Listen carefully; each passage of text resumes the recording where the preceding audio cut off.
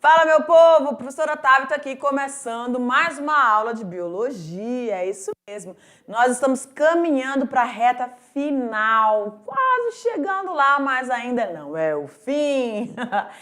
Isso aí, galera, essa é a nossa 39.1 e como a gente fica muito feliz, obviamente, aqui ó, nossa aula 39.1, nós vamos então ter convidados, né, pessoinhas maravilhosas aqui na nossa aula. É, sim, senhor! A gente fica tão feliz quando vocês estão presentes também, juntinho com a gente aqui nas nossas aulas, tá bom? Vamos conhecer quem é que tá aqui hoje, vem nos visitar? Olha lá, galera!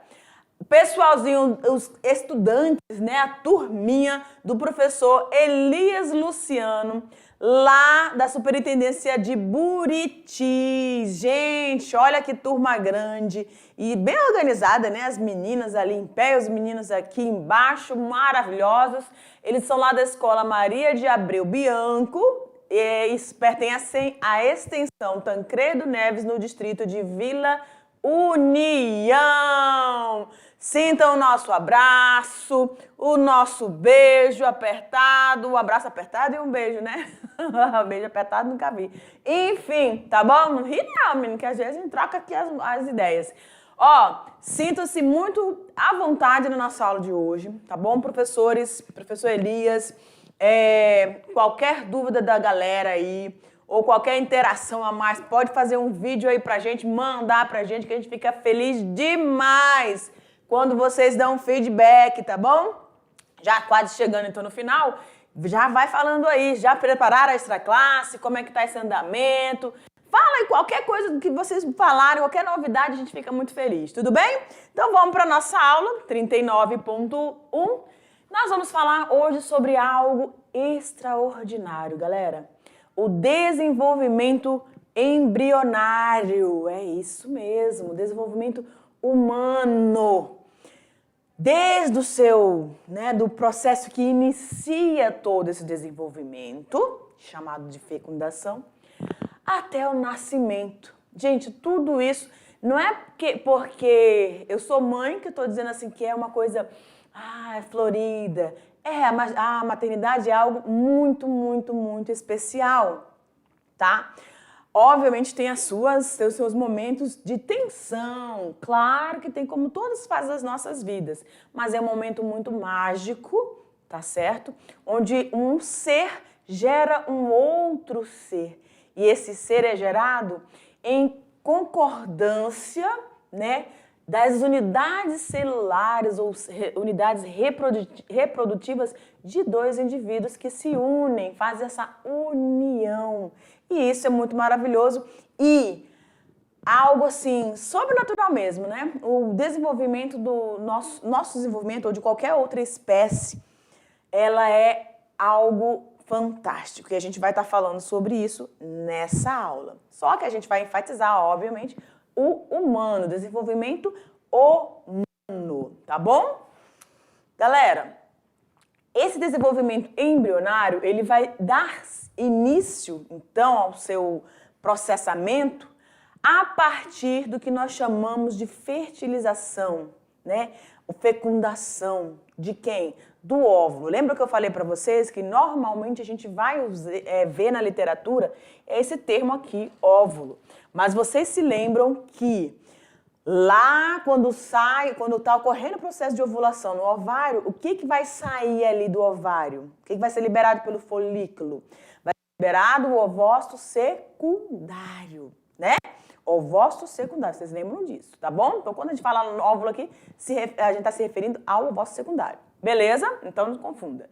Que é a partir, então, que se vai essa fusão, tá? Esse encontro entre o gameta masculino e o gameta feminino, o ovócito secundário, que foi liberado, vai ocorrer ali, então, a formação da célula ovo ou também célula chamada zigoto, ovo ou zigoto. E o que é esse zigoto? É o portador do material genético do espermatozoide. Lembram que ele é uma célula reprodutiva, né? A gente viu a formação dele todinha nas últimas aulas e vimos que ele passou por um processo de meiose e agora ele é uma célula haploide, N, com metade do número de cromossomos. E ele vai se unir ao ovócito secundário ou óvulo, que também é haploide N, dois N's não, N. Então, esses dois N, eles se unirão, ou seja, aqui você tem 23 cromossomos, aqui você tem 23 cromossomos e agora você vai ter a formação da célula ovo ou zigoto com 46 cromossomos. Esse indivíduo vai começar a se formar, tá? Então, por isso que dentro da biologia, a gente já tem essa compreensão de que a partir do momento que ocorre esse encontro, esse ovócito secundário ele é fertilizado pelo espermatozoide. E aí, a partir do momento que há a fusão do núcleo do espermatozoide com o núcleo do ovócito secundário, a vida começa a se desenvolver, tá bom? Então, é a partir dali. Para alguns, ele só considera como se fosse uma forma viva quando já está dando ali o desenvolvimento, quando começa os processos de divisões, mas para a gente, na biologia, é a vida. Se você não interromper, óbvio que você vai ter todo o desenvolvimento e a formação do feto. Tudo bem? Então vamos lá. A fecundação ela ocorre na terceira porção da tuba uterina, tá? Esse zigoto ele vai fazer uma viagem. E aí essa viagem é bem legal a gente lembrar o seguinte, ó, vem aqui para mim. Quando a gente fala dessa viagem, já tá aí, pode vir para mim, diretor. Essa viagem já está ocorrendo ali, né? Esse encontro, na verdade, mágico, milagroso, eu diria, vai estar ocorrendo aqui na tuba uterina. Lembra que a gente tem a vagina, o útero, as tubas uterinas e os ovários direito e esquerdo. Então, a mulher pode estar ovulando ou do lado direito ou do ovário do lado esquerdo, ovulou, esse espermatozoide vai então encontrar. Como que ocorre isso, professora? Como é que ele sabe para onde ele tem que se direcionar? Presta atenção. Há um processo que a gente chama de quimiotaxia, que é quando esse ovócito secundário ele começa a liberar substâncias químicas que vão atrair, conduzir esse espermatozoide, esses milhões de espermatozoides que são liberados aí no processo de ejaculação, e aí eles vão percorrer e vão estar chegando lá na tuba uterina. Se a mulher estiver ovulando do lado esquerdo ou direito, ele vai se direcionando aí por causa dessa ligação, essa atração química que esse ovócito exerce sobre a célula reprodutiva masculina. Olha que fantástico, né? E aí, vocês lembram que ele já saiu de lá dos túbulos seminíferos, passou pelo epidídimo, subiu no canal deferente, né, diferente, no canal deferente, aí pegou o líquido da glândula bulboretral, pegou a vesícula seminal, líquido prostático e aí vai para a uretra e é ejaculado. Isso na relação sexual, esse espermatozoide agora ele vai passar pela cavidade, né, atingiu a vagina, vai percorrer agora e subir do útero e se encontrar lá na tuba uterina. Tudo bem? Então vamos lá dar sequência aqui. É isso exatamente que você está visualizando. Olha, ele chegou ali próximo, o objetivo dele, qual é? Chegar e fusionar o seu núcleo no núcleo do ovócito secundário, né? Aproximadamente 3 dias após a fecundação, a mórula ela se direciona ao útero. Então, presta atenção. Você teve a relação sexual, né? E aí, esse espermatozoide, se você não teve, usou o preservativo. Esse espermatozoide vai ao encontro, ele é atraído pelo ovócito e vai chegar nesse ovócito e vai ocorrer essa fecundação, que é a fusão desses dois núcleos, tá? Isso ocorre em 3 dias. Aí começa um processo de divisão celular que a gente vai ver aqui na continuidade dos slides, tá? Aí vai haver uma formação de uma vai haver uma mudança nesse zigoto para ele começar a receber esse nome de mórula. E nesse estado de mórula, o que vai acontecer? Em vez de ele ser uma única célula, agora ele já sofreu processo de divisões mitóticas e aí ele se transforma em 16 células agrupadinhas, unidinhas. E aí nesse momento que ele se transforma em mórula, ele começa a ser direcionado para o útero. E as mudanças vão continuar acontecendo. Olha lá na lâmina. Então esse cigoto ele vai sofrer as mitoses, várias mitoses, correndo assim o processo de diferenciação e especialização. Isso aqui é muito interessante vocês prestarem atenção. Gente, aqui do lado, deixa eu colocar a canetinha. Pronto. Aqui do lado vocês estão vendo aqui, ó, células totipotentes, células indiferenciadas e células diferenciadas. Tudo isso está acontecendo e vai ocorrer logo na sequência dessa fecundação, tá bom? O óvulo vai ser fertilizado e depois fecundado pelo gameta masculino. No momento que eles se uniram, forma a célula ovo-zigoto. Essa célula ovo-zigoto é uma célula que a gente chama de célula totipotente, que nós já conceituamos aqui em aula.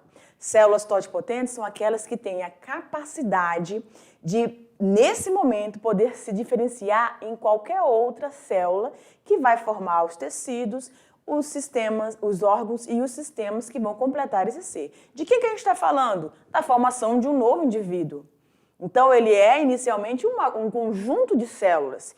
E essas células totipotentes, elas começam a passar por sucessivas mitoses. O que era uma vai se transformar em 16 e assim vai aumentando, 32 e aí vai aumentando. Vai chegar um momento que esse ser que está em formação, em processo de desenvolvimento, vai ter que ter seus órgãos formados. E nós sabemos que esses órgãos são formados a partir dos tecidos e que esses tecidos são formados a partir das células. Por isso, surgem diferentes células. De onde? Dessas células totipotentes, que no caso aqui, o zigoto, a célula ovo-zigoto, é uma célula totipotente, com essa capacidade. Olha que extraordinário. A partir de uma única unidade celular, você vai ter essas divisões celulares, né? Divisões mitóticas, e aí você vai ter esse conjunto. Cada uma dessas células, gente, agora vão estar compondo um órgão e vai formar os sistemas desse indivíduo, desse bebê que está em formação. Tá certo? Isso é algo realmente extraordinário, né? O processo da fecundação até a anidação, ou seja, até a anidação, dura cerca de 1 semana.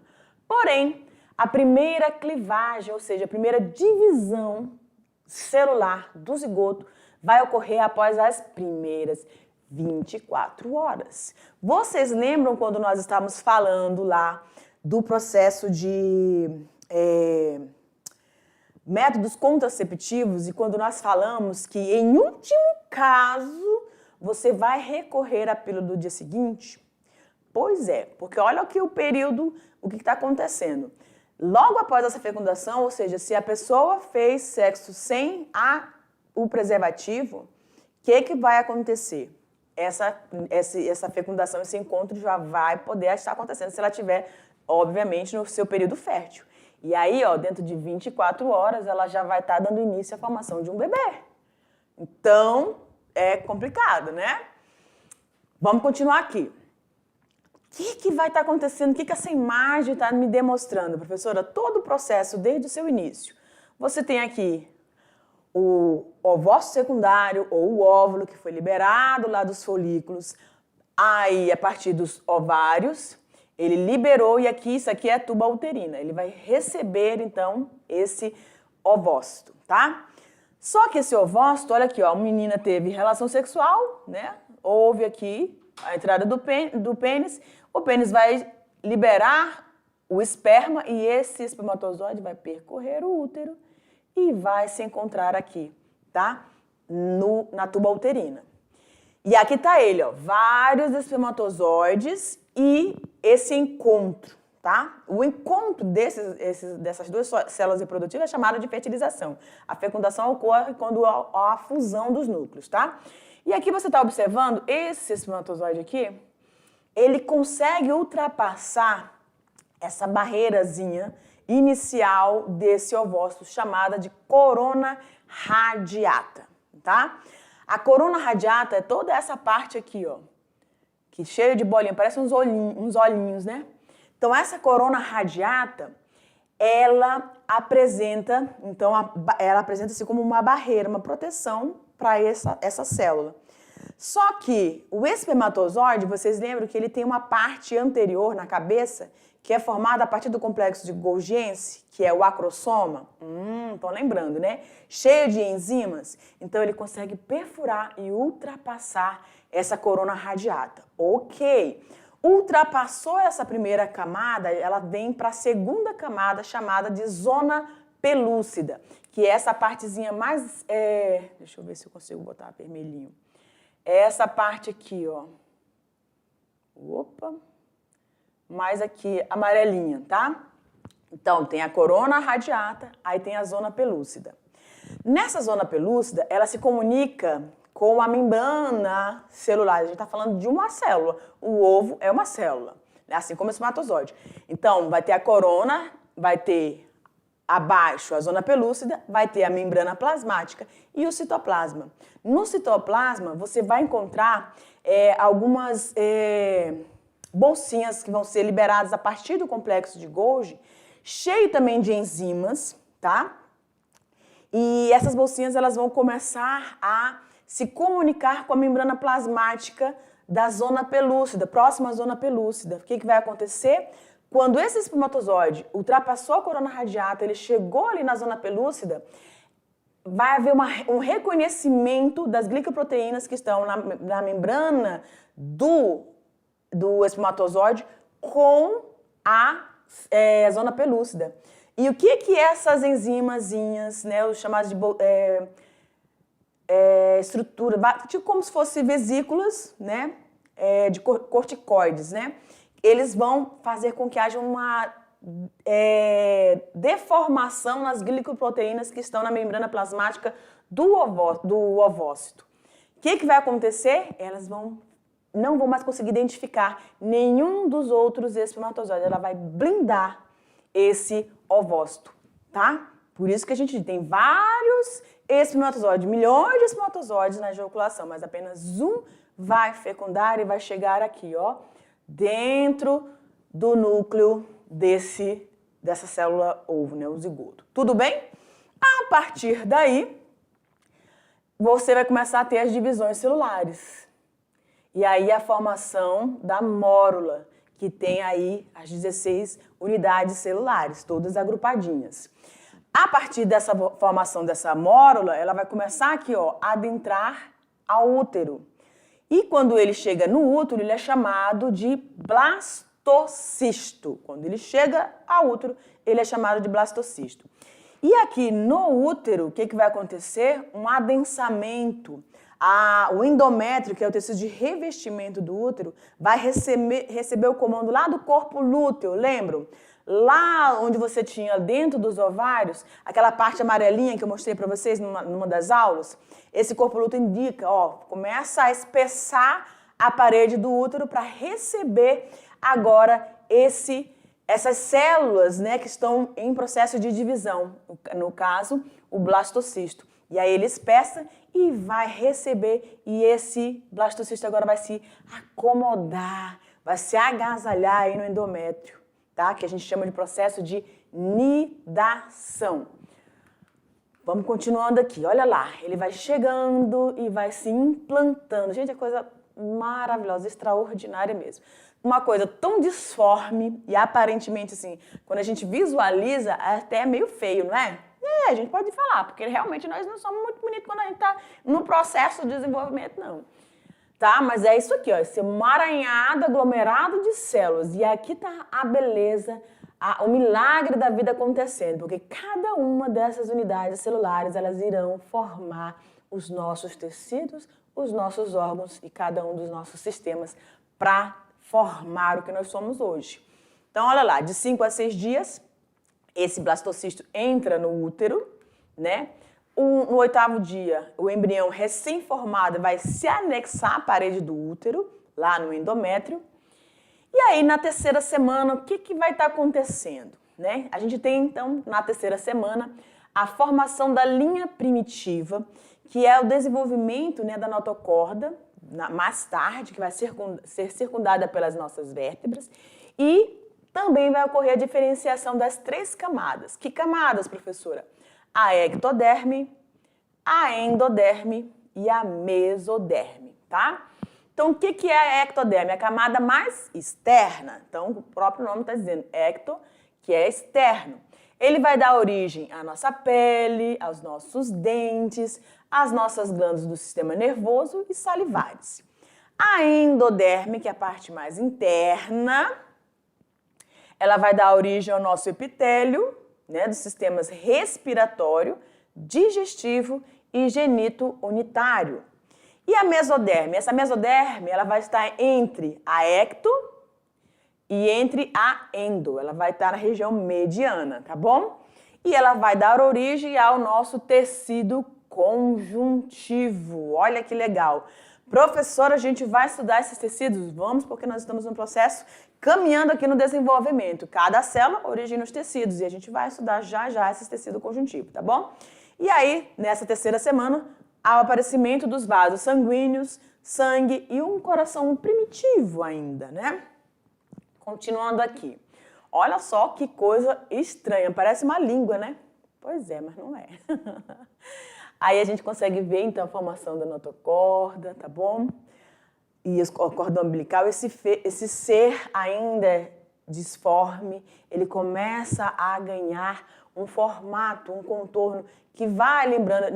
Nessa fase de desenvolvimento, gente, os répteis, anfíbios são muito parecidos e depois eles começam a se diferenciar, né?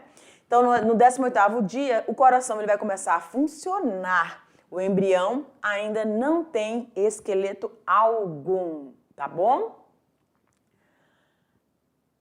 E ali é o feto na 4ª semana. O que vai acontecer então nessa 4ª semana? O feto tem de 0,4, né, 0,5 centímetros de comprimento, vai pesar ainda aí 0,4 gramas, tem uma formação, né, uma forma de um Czinho, parece um negocinho, né, muito pequeno. As 3 camadas germinativas, não se esqueçam dessa palavra, tá? Que a gente vai trabalhar elas muito ainda nas aulas posteriores. As 3 camadas germinativas vão diferenciar-se nos vários tecidos e órgãos. Quais são essas camadas?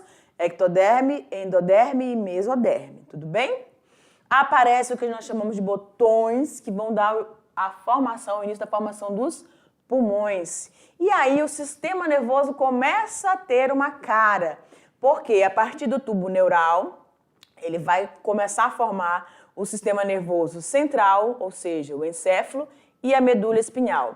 E a crista neural, ela vai desenvolver o sistema nervoso periférico. Vocês lembram disso, né? Nós temos o sistema nervoso e tem o central e o periférico. Então, o periférico vai ser formado a partir da crista neural e o tubo neural vai formar a parte central, tá bom? Aparecem os olhinhos e os ouvidos sobre a forma de um vaso óptico, bem estranho. Deixa eu ver, olha aí, ó. 4 semanas e meia, 5 semanas. Gente, tem quem diga como é que tá isso aqui, né? É uma coisa bem estranha mesmo, causa uma estranheza, mas é a vida em formação. Então, aqui na 5ª semana, você já vai conseguir distinguir uma face, o que vai lembrar uma face, né? Os nossos olhos, a nossa boca. Professora, que boca grande!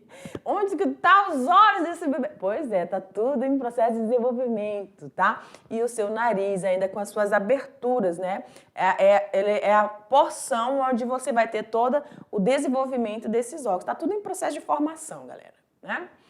40 dias, as células embrionárias dão origem, então, à nossa placenta. Importantíssimo aí para dar continuidade a esta gestação. Na 8ª semana, de 2,5 a 3 centímetros de comprimento, o feto já vai estar pesando 2 gramas, Consegue-se distinguir aí os olhos, o pavilhão auditivo, auricular, nariz e boca. Há uma distinção clara entre os membros superiores e inferiores, ou seja, começa a surgir, né, o que vai lembrar os bracinhos, as perninhas, né? O nariz, ele é achatado mesmo, e os olhos muito afastados. Parece assim que não é olho, né? Por causa da distância entre eles, como vocês estão vendo aqui, ó. Tá? Mas é um olhinho, tá bom? Na 8ª semana apresenta-se dedos, apresenta o fígado bem grande, desenvolve-se as velocidades intestinais, os intestinos enrolam-se dentro de um cordão umbilical. Aparecem os primeiros sinais de ossificação, já na 8ª semana. O feto possui algum movimento e os músculos do tronco, membros e cabeça já estão definidos. Os vasos sanguíneos principais já são idênticos ao que serão no final da sua formação. Tá? Os vasos sanguíneos, veias, artérias, né? Enfim, já apresenta a ramificação dos bronquíolos. Vocês lembram que os bronquíolos são aquelas porções terminais ali onde você vai ter os alvéolos pulmonares, onde você vai ter as trocas gasosas. Então, eles já estão aqui, formados na 8ª semana. As narinas estão fechadas. Por quê? Porque ele está dentro de um saco amniótico, né? Olha lá, cheio de líquido amniótico. O embrião, na 8ª semana, está protegido por um saco fetal. 9ª semana, não se consegue identificar o sexo do bebê, mas os órgãos genitais já estão ali totalmente formados, né? Na 9ª semana, o tamanho da cabeça ainda é muito grande em relação ao resto do corpo. E os braços maiores do que as pernas. Isso por quê, gente? Porque a passagem, o processo natural é o parto natural, né? Onde ele sai primeiro de cabeça. A gente entra de cabeça na vida. Pois é. Então, ele vai sair... Se ele tivesse a cabeça menor do que os homens, ele poderia ficar entalado ali. Mas ele tem que ter a cabeça grande para poder realmente abrir espaço para todos os outros membros passarem todo comprimidinho e saírem delicadamente, né? Os dedos das mãos e dos pés estão praticamente desenvolvidos. O nariz e o rosto vão ganhar uma forma e os intestinos, então, recolhem-se à cavidade abdominal. A placenta está praticamente, então, desenvolvida e vai assumir grande parte das suas funções. Olha só, na 9ª semana ele tem aí um tamanhozinho de uma moeda de R$1, que eu não sei nem se vocês lembram ou se alguém já viu, né, ou tem aí familiaridade com a moedinha, mas ela é muito pequenininha. Aí, com 10 semanas, os olhos estão semi-fechadinhos, tá? Todo envolto, protegido. Na 16ª semana, o feto explora o corpo e o ambiente com as suas mãos. É aquelas danadas daquelas imagens que a gente vê aí, né, que o menino já tá mexendo as pernas, tá chutando, né? Faz aqueles coisas aí, a menina vai ser um atleta, tá correndo ou tá chutando, né? Enfim, é nessa semana aqui, é nesse período.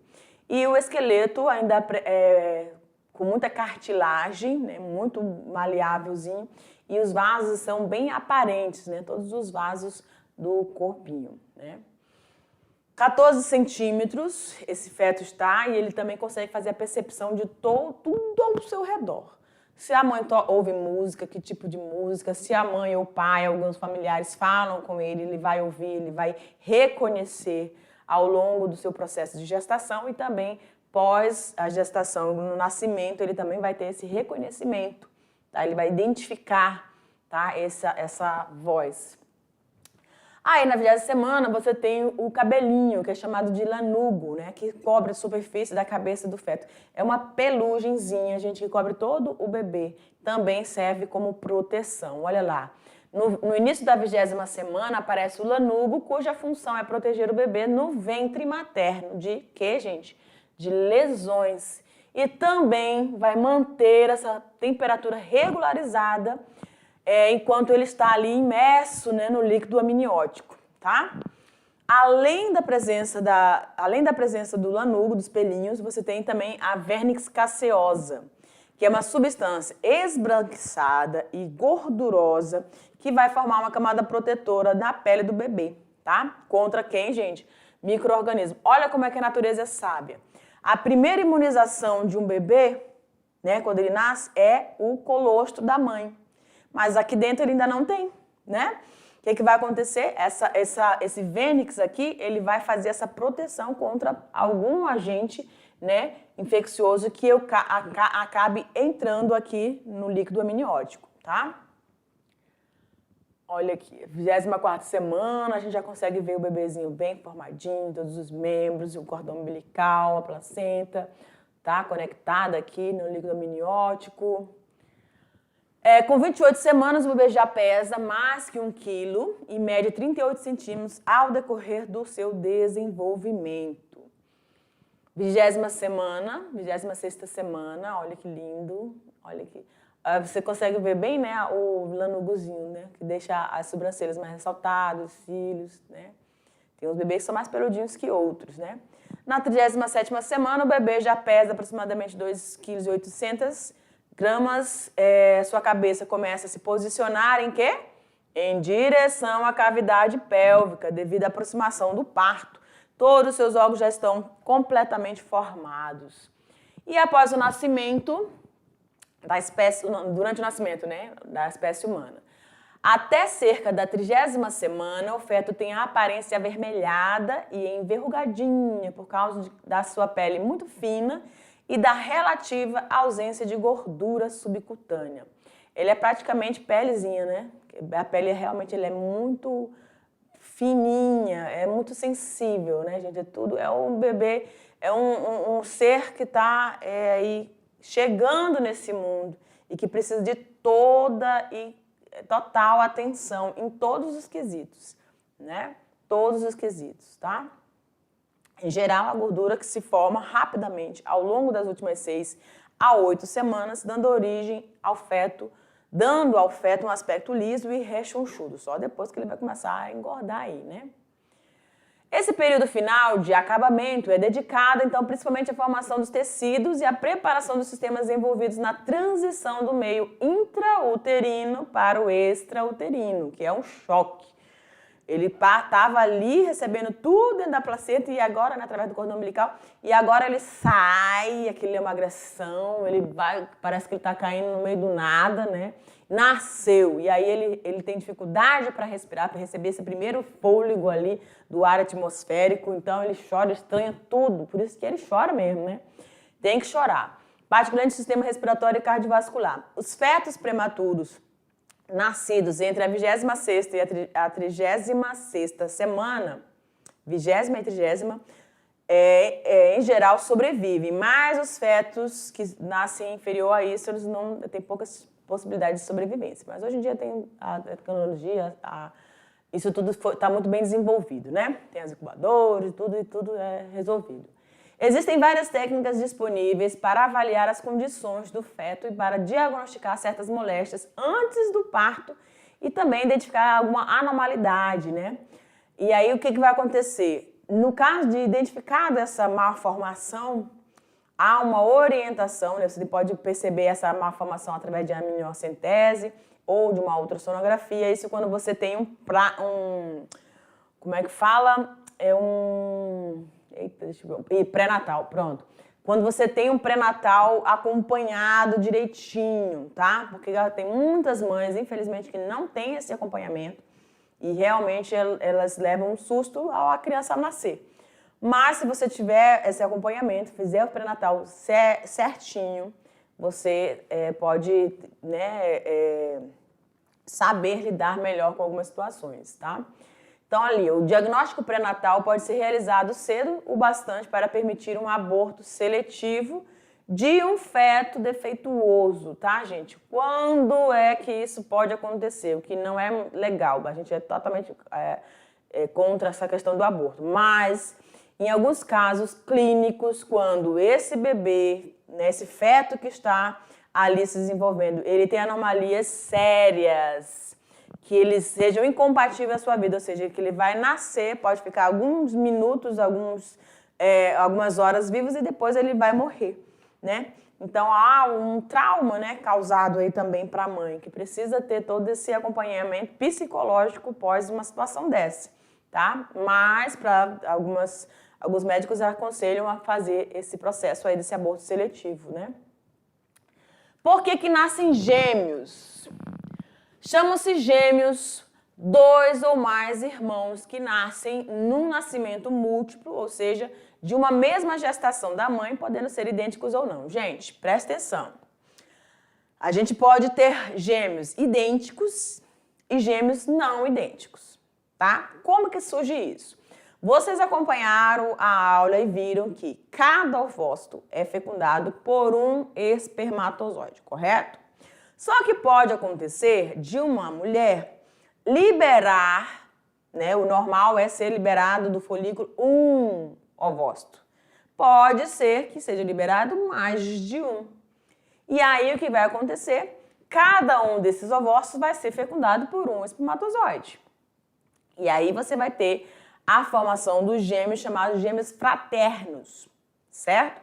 Eles podem ter sexos diferentes, eles podem ter a coloração um mais clarinho, o outro mais escuro, porque eles são realmente totalmente diferentes, tá bom? Quase sempre são formados em placentas diferentes e não dividem o mesmo saco amniótico. Os gêmeos fraternos não se assemelham muito entre si, podem ter ou não o mesmo fator sanguíneo e podem ser do mesmo sexo ou não. Não é obrigatório nascerem de sexos diferentes, né? Mas não, só vai acontecer sexo diferente se for gêmeos fraternos ou bivitelinos, né? Ou dizigóticos, multivitelinos, que seja.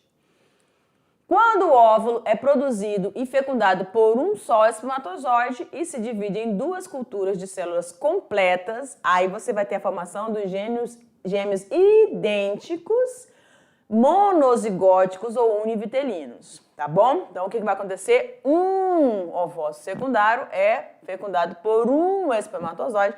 Durante o processo de divisão, essa célula, o zigoto, ela se divide, forma duas, que vão formar os dois bebês idênticos. Tudo idêntico, tá? O mesmo genoma, é igual, é uma cópia um do outro. Tudo bem? Galerinha, é isso aí. Chegamos mais uma aula. Muita informação, uma viagem intrauterina, pós-parto. E é isso aí, galera. Já já a gente volta com a nossa revisão, tudo bem? Tchau!